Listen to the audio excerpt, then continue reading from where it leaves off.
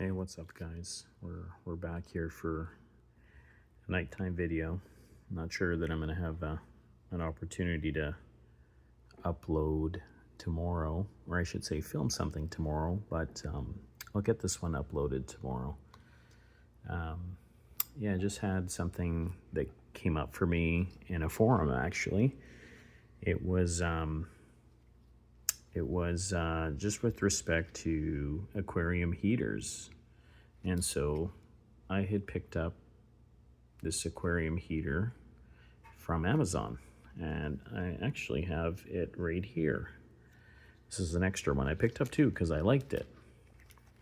But the issue that I saw identified in the forum was these suction cups, right? So when this guy's mounted in the chamber, right, apparently it gets really hot, and folks noticed that the suction cups were in fact melting off. And that might be for a couple of reasons, right? This is a 100-watt heater, and of course, the larger you get in tanks, you have to have a more powerful heat source, right? So, over time, I'm not sure if the salt decays the rubber. Again, those feel like,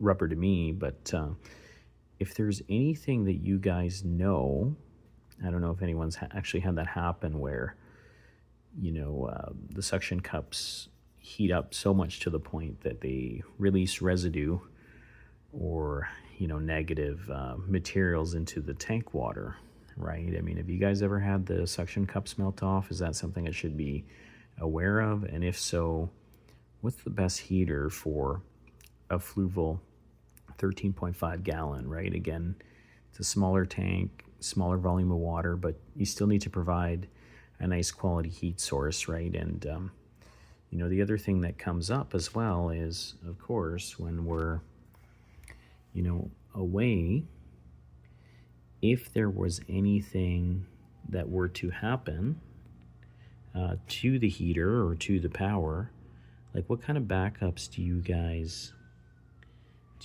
have in place, right? I mean, there's our buddy right there, the goby. Let's back up a bit. Just trying to do something a little different here with our video. But, getting back to that question, like what do you guys do to, to have some kind of backup power? Do you have like a battery source beneath? I mean, I've heard of situations where power goes up for an extended period of time, and if you have, whether you have a small tank or a large tank, like there's no more flow once your power goes out. There's no more heat. And so I've read, obviously, if it's out for a short amount of time, like the heat isn't going to dissipate that quickly. But I've heard of folks like stirring the water and creating motion to make sure there's enough oxygen in the water to prevent a tank from crashing. So just curious as to how you guys manage that. Do you have a battery as a reserve? Do you have heaters that, like I've heard there's heaters that have specialized functions where, if for some reason power goes out, it'll notify you. If you guys know of any examples, punch them in the comments, guys. I think it's helpful to guys like me or anyone new kind of to reefing. The other thing that came up for me was, especially for you guys that have had tanks for, as I said, I'm eight weeks in here, right? What kinds of things have crashed your tank, right? Like one obviously could be a bad heater, right? Two could be a parasite, right? But what else, right? I mean, to be honest, when I first was acclimatizing the fish, and I was adding new things to the tank, whether it was livestock or coral initially, I let the water, like the water from the aquarium store, go into the tank, which I learned, hey, that's a big no-no because you can introduce parasites, right? So,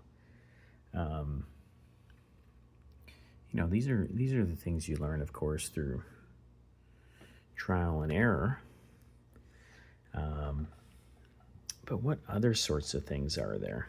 I mean, obviously, introducing too many livestock or too many coral too quickly will do it. And as I said, I'm 8 weeks in. I really wanted to get out to the aquarium shop today, just didn't have the time. It was a nice day. We went to a coffee shop and had a snack with, my son had a snack, my wife and I had a coffee. But yeah, I don't know. I need to get out there. As I said, I was in a previous video, I had referenced wanting to get a neon hammer coral. So that's still on the table for me. The other thing we've talked about is the firefish. And one of our viewers told me, hey, if you had a firefish and you got 2 clowns in there and a goby, it's possible the clowns will bully the firefish. Because, firefish, I understand, are peaceful. But in a small tank, these guys can be territorial. And I mean, check this out, guys, right? I mean, here's our clown. He was just hanging there, riding the glass. But yeah, they're so awesome to watch. I just love it. But yeah, I want something that glows in the dark. If you guys think of a recommendation, I mean, as I said, I wish this torch, I had got the glow in the dark one. I didn't even know that there were coral that glue in the dark. This was my first one where I saw, and you can kind of see our mushrooms there in the back, right? You can't really quite see the orange ones. I wish, one feature I wish the tank had, and of course the light is here, but it'd be nice to be able to look down. And I know there's clear lids, of course. I mean, maybe that's an upgrade. That's an upgrade for the future. But the more I get into the hobby, the more I want a larger tank. And given my space in my home, it's just not something as a first tank I want to explore. But now that I've experienced the hobby and hopefully continue to have success with it, it's something to be considered. Large part of the reason I did this is, of course, right now my son is 8 years old, and when he's older, I want him to think back, hey, these were the cool things that my dad was able to do with me, and hopefully he'll be able to carry that hobby on his own. As I said, we were inspired initially by a channel called Coral 12G with a young man named George, and I think George is now probably around 30 years old. But when he started documenting on YouTube, he might have been, I don't know, maybe early teens or so, and you get to see his evolution, and he has amazing information to share about the hobby, and that's essentially how we learned about it. I mean, I've been wanting to step into it for 5 years or so, and finally did it, and still continuing to learn. I mean, many of our viewers have provided very useful information around tank and water parameters, before adding corals. Folks are saying that the hammer's not too difficult to keep. I've been suggested to take a look at Duncan's. The one thing I'm wanting to avoid is anything that really would overtake the tank. Like, for example, I was told Kenya trees would overtake the tank. I'm not sure if that's true. Yeah, I mean, I see all these beautiful, like almost like wavy green grass type coral, but I understand that they can be quite aggressive and overtake the tank. So again, I don't want it to be too maintenance heavy in our freshwater tank. The plants got out of control, the shrimp got out of control, just reproduced like crazy. As I said, we're just trying to take it slow and avoid anything that would avoid a tank crash, right? And as I said, I've listed some of the things that happen. Some of it is faulty equipment, power outages. Another one I read about was, again, the vacationing, but also trusting someone to come in and feed them. So I've done that before where, I've had my sister-in-law come in and feed my freshwater tank, and you come back and there's so much leftover food. The water parameters are way off.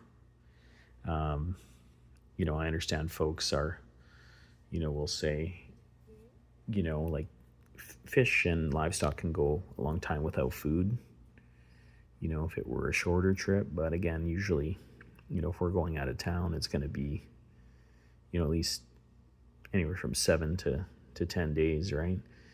If you're, traveling internationally. So, yeah, I mean, obviously, I've, one of our members said, or our viewers said, get a neighbor to come by, and maybe that's the easiest thing. Just get someone close by and actually show them like how much food to put in, because as I've read online, that's usually like a big disturbance to like an ecosystem. Is just somebody overfeeding to the point that it crashes everything. Right now I've been doing water changes, about 20% water changes every about every 2.5 weeks, right? So, I mean, these are the things, as I said, things that I have in mind, right? Is just don't overstock. I even saw a video where folks will put the coral on a tray, like a 3D printed tray, and then kind of rinse them. So, what do you guys do, before you put anything in your tank? Do you just say, whatever, it's going in, or do you quarantine? What else do you guys think? Yeah, I mean, in terms of water changes, I've read folks say they do 10% weekly. I don't know that that's something I would do. I've read to alternate between, like not to overclean the filter media. So like don't do the water change and the filter media at the same time. So that's something I've been trying to follow. And yeah, I mean, that's another one I read that would crash a tank, is just using like tap water or something to really disturb the filter, the biomedia, I should say.